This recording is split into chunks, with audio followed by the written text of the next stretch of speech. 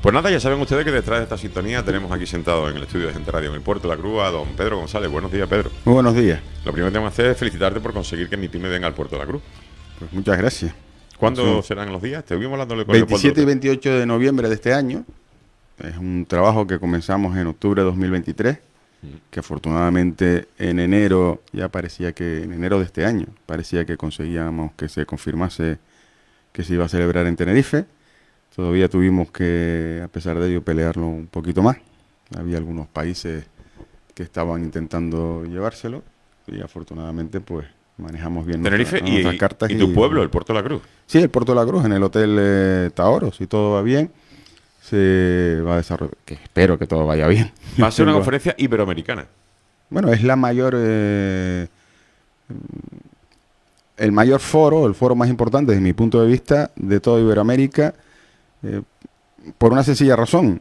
Saben que en el año 2026 se va a celebrar la Cumbre Iberoamericana.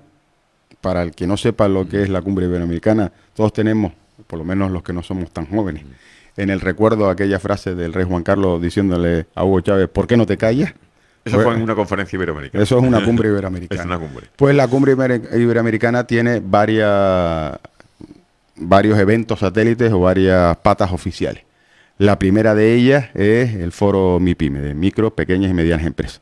Y eso hemos logrado que se celebre este año aquí como preparatorio de esa cumbre iberoamericana. Por tanto, las conclusiones que se saquen en Tenerife, en el Puerto de la Cruz, para la micro, pequeña y mediana empresa de toda Iberoamérica son las que se van a elevar a la cumbre iberoamericana. O sea, la importancia del evento no es solo la realización del evento, no es solo que ya en prácticamente toda Iberoamérica se está hablando de la celebración de este evento en el Puerto de la Cruz, en Tenerife. Ellos probablemente hablen de Tenerife, es más difícil que hablen de la ciudad, pero bueno, hablan de Canarias en general, que se celebrará aquí, ya se ha manifestado en el Foro Iberoamericano de Turismo, en muchísimos foros en Colombia, en Paraguay, en Argentina. Pero, como decía, lo más importante es que una vez que se eleven las conclusiones, siempre van a ser las conclusiones que se sacaron en Tenerife. Y las próximas normativas que se saquen en los países iberoamericanos van a ser como consecuencia de aquellas deliberaciones que se tomaron en el Puerto de la Cruz. ¿Se ha realizado alguna vez esta cumbre en territorio nacional, en España? En Madrid. En Madrid se ha celebrado. En Madrid. ¿Y cuántas ediciones Pero lleva? siempre ha sido en capitales de países, salvo en el 2023 que se celebró en Medellín, que Medellín es prácticamente como una capital de país, porque es similar a Bogotá. Y esta es la 7ª edición. 7ª edición. Bueno, pues está bien, está bien. ¿Qué repercusión puede tener eso en el ámbito de las relaciones con países iberoamericanos de España? Porque a mí siempre me ha llamado mucha atención y de mucha envidia lo que ha supuesto en el panorama internacional la Commonwealth y la poca presencia que hemos tenido como comunidad internacional, los países que hemos sido prácticamente parte de la misma historia, ¿no? Porque no olvidemos que los países iberoamericanos no han sido ni colonias españolas. No, han sido parte del imperio, virreinatos. No había que hacer reyes como le pasaba a la reina británica, no tenía que ser rey de Canadá o de Australia, porque ya era rey de ese país, porque era una provincia, no era una colonia. Vamos a ver, nosotros, esto habría que remontarse mucho tiempo atrás, cuando Inglaterra, que no celebra victorias, decidió en un momento determinado crear la leyenda negra española que nosotros nos hemos comido. Y la hemos hecho propia. Y la hemos hecho propia, ¿no? Y la hemos asumido, verdad. Y algún que otro populismo pues a veces la utiliza de una forma absolutamente torticera, pues para rédito, por esa estrategia de crear enemigos, para yo ser defensor de un enemigo invisible.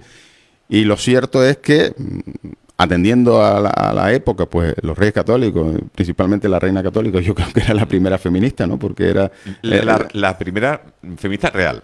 Sí, no solo por reina, sino porque además no solo se aprobó la ley del mestizaje, los indígenas tenían los mismos derechos que los españoles, eso no sucedió nunca con el Imperio Británico. Y nunca presumimos de eso. Nosotros fundamos, si no me falla la memoria, 38 universidades en toda América. 38 universidades, que a día de hoy siguen estando vigentes, siguen funcionando. ¿Cuántas fundaron los ingleses en América? Y en Asia mejor no hablar. Ninguna, ¿no? Lo que hicieron, fíjense que todos los pueblos indígenas de América siguen hablando o siguen conservando sus propios idiomas. muchos de ellos, más allá de que hablan la lengua común, que es el español, muchos siguen conservando sus idiomas, siguen conservando sus costumbres. Eso ha sido gracias a que no se erradicó, no los pusieron detrás de una reja como hicieron con los nativos de América del Norte, en unas reservas, ¿no? Los indígenas están completamente mestizados, están incorporados efectivamente, a la sociedad. y los que no están mestizados, sino que siguen conservando absolutamente todo porque están metidos dentro del Amazonas, la zona del Amazonas. Porque no han querido. Y es de difícil acceso. Y además, prácticamente en toda Iberoamérica, la patrona de Iberoamérica es la Virgen de Candelaria, como consecuencia de que salían de Canarias, ¿no? Nosotros éramos la última escala de Europa antes de llegar a América. Y todas esas raíces, ya digo, no solo idiomáticas, culturales, incluso religiosas, nos hacen que tengamos un mismo sentimiento. Nuestro carácter es muchas veces el del canario, me refiero, el del isleño es muy parecido al de muchos lugares de América del Sur, en los que además incluso compartimos muchas veces gentilicios que ellos piensan que son propios y son propios de Canarias, ¿no? ¿Tú dirías el Open Arms? Como dice Santiago Bascal. Hombre, creo que si se comete o están cometiendo lo que podemos presumir que están cometiendo, normalmente cuando se interviene un vehículo o una embarcación o incluso una aeronave que está dedicada a cuestiones ilícitas, o se decomisa para el propio uso de las Fuerzas Armadas o se desguaza. ¿Pero tú crees que el Open Arms está haciendo labores ilícitas? Porque dicen que está rescatando personas en el alta mar. ¿O son barcos negreros? Vamos a ver una cosa. Porque hemos saltado de un lado a otro, ¿no? Yo quería saber tu opinión, porque eso... Digo, ¿qué pensará Pedro de esto?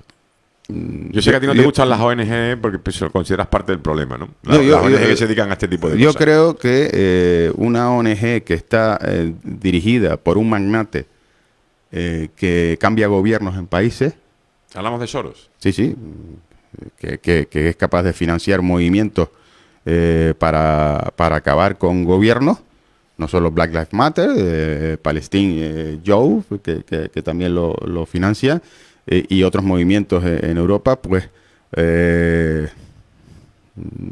muchas veces hay que desconfiar, ¿no? Y más allá ahí yo estoy de acuerdo contigo. Y más allá de eso, después, lo que yo sigo reivindicando desde hace bastante tiempo, muchísimos años ya, es que se ponga de forma operativa el Frontex. ¿Qué es lo que sucede?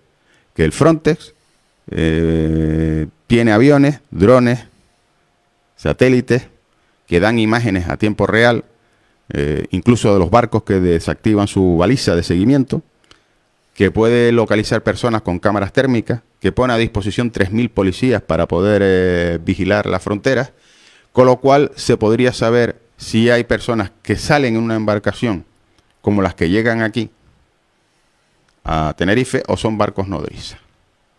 Porque hay que tener en cuenta algunas cuestiones. Cuando sale el Salvamar a rescatar a menos de 14 millas náuticas o a 14 millas náuticas a embarcaciones, como los cayucos, salen con el tanque lleno, regresan con el tanque vacío.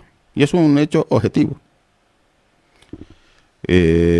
Cuando han ido a 459 kilómetros a rescatar esta semana a una patera que estaba a 459 kilómetros de Gran Canaria. Sí, bueno, ya ahí tiene que ir un barco. La normativa internacional dice que lo que tienes que hacer es entrar en el puerto más cercano. Eso es lo que dice. Pero parece ser que no había manera de que fueran para Marruecos. No, tiene que entrar en el puerto más cercano. Y Marruecos es un estado policial perfecto en el que no sucede nada que la policía no sepa. Eso es así. Eso es un hecho también objetivo. Después podemos hacer cada uno nuestras valoraciones.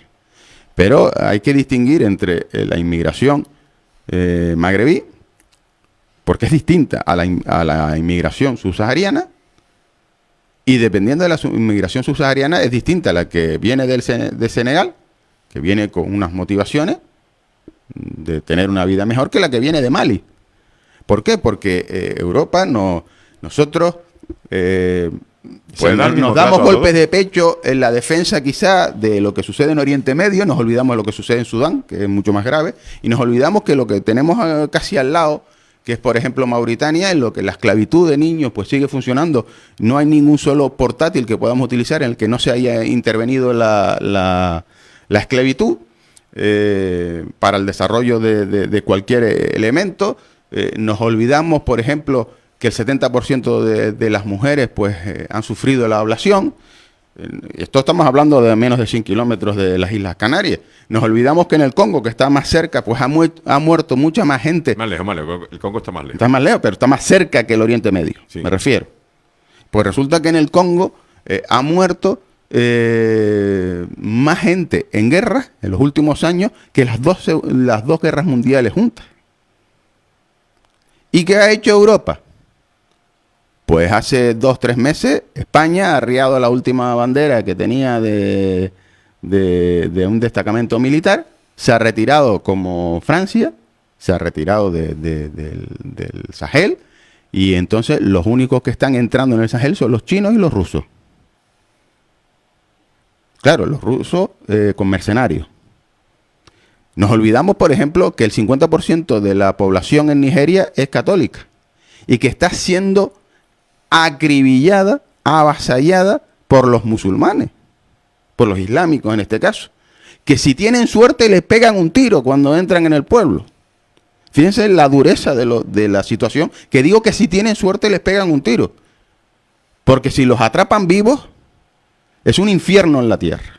Y a las mujeres, no digamos lo que le hacen a las mujeres. Y de eso hablamos. ¿Dónde están las manifestaciones feministas por las mujeres nigerianas? ¿Dónde están las manifestaciones feministas o las manifestaciones pacifistas por los cristianos que están siendo asesinados día sí y día también en Siria? ¿Dónde están las manifestaciones pacifistas por los 4 millones de desplazados de Sudán en el Chad? Y que ahora están volviendo, porque en el Chad ya no los pueden atender, están volviendo a sus países a pesar que en sus países los están matando. O sea, van a que los maten. ¿Open Arms? No tiene la culpa Open Arms de todo eso. No, tiene la culpa de... estar más o menos de acuerdo. Lleva mucha contenido no, tiene la culpa de... Es que, claro, un tema lleva al otro. Tiene la culpa de desviar la atención. Porque yo recuerdo cuando el Open Arms entró... Siguen siendo víctimas, ¿no? Las personas que van en esas pateras, ¿no? Por supuesto, yo nunca he dicho que no lo sé. Pero yo recuerdo que cuando entró, no sé si fueron con 635, 600 algo inmigrantes en el puerto de Algeciras, si no recuerdo mal, con todos los medios de comunicación allí esperándoles, que además se les regularizó la situación a esas personas que entraban en el barco. Resulta en Valencia, ¿no fue en Valencia? En Valencia, no recuerdo, ¿no? Recién llegado Pedro Sánchez. Sí, en Valencia. Y con un efecto llamada tremendo. Y resulta que ese mismo día habían entrado, en ese mismo fin de semana, habían entrado en Canarias 2.000. ¿Qué pasa? Que los que venían en el Open Arms sí tenían derecho a la regularización administrativa, y a los 2.000 que entraron por Canarias en cayucos, en peores condiciones, lo que se les dio fue una orden de expulsión, que después no se ejecuta. Pero eso pero es así. Es la utilización política de las desgracias humanas, claro, que siempre ha existido, pasa que a veces pasa muy desapercibida. Por eso yo pero eso es así, los políticos utilizan la desgracia lo pongo en humana. evidencia, ¿no? Es decir, oiga, a mí me parece muy bien, bueno, no tan bien porque no se pide nada a cambio, pero oiga, que vamos a Mauritania, que va el gobierno de España a Mauritania y ofrece 240 millones de euros. Oiga, a cambio de que usted tenga esas políticas feministas que dice defender. Nos preocupa a mí los retrocesos de libertades aquí en nuestro país. Pero me refiero... Oiga, yo estoy de acuerdo contigo. No, me refiero... y la culpa no es de nadie. Que empezamos así, país por país.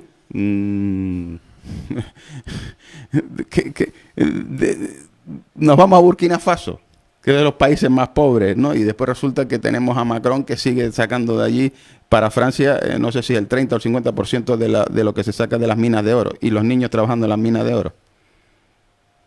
No, digo, por si queremos ser conscientes de la situación. Incoherencia en Europa hay, pasa que es que no, están construyendo un relato que todas estas cosas se obvian. Por eso digo, y al final resulta que que resulta... Pero sigo diciendo, la culpa no la tiene Open Arms. Open Arms está atendiendo necesidades de personas con mucha debilidad, ¿no?